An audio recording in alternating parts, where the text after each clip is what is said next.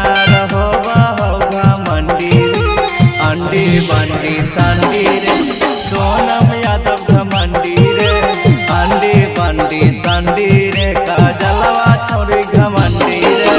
बाबू सोना काही काही तो रहले तो फसाई रे बाबू सोना काही काही तो रहले तो फसाई रे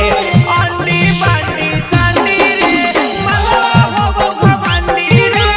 अंडी बंडी संडी रे काजलवा छोरी घमंडी रे अंडी बंडी संडी रे सोनम यादव घमंडी रे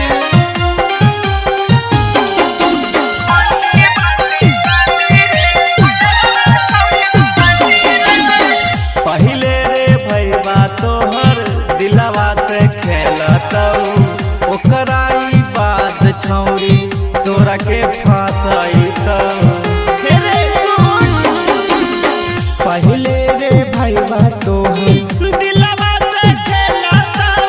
धन दौलत सब लेतौ तोरा के बझैतौ होबा है छौरी चालू जैसे लागे समोसा के आलू होबा है छौरी चालू जैसे लागे समोसा के आलू अंडी बंडी संडी रे छौरी हो घमंडी रे अंडी बंडी संडी रे प्रियंका छौरी घमंडी रे अंडी बंडी संडी रे सोनम यादव घमंडी रे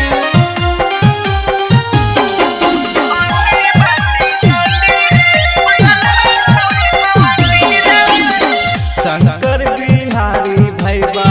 कहियो साच रे छौरी के फेरा मेरे होय में बर्बाद रे रघुलाल यादव भैया कहियो साच रे छौरी के चक्कर में हो जैबी तबाह रे केरो से छौरी करा है ना दिलावा से प्यार रे केरो से नहीं करा है दिलावा से प्यार रे अरे अंडी बंडी संडी रे छौरी हो घमंडी रे अरे अंडी बंडी संडी रे सोनम यादव घमंडी रे तेरी माँ के प्रणाम करो सब लोग के चाचा।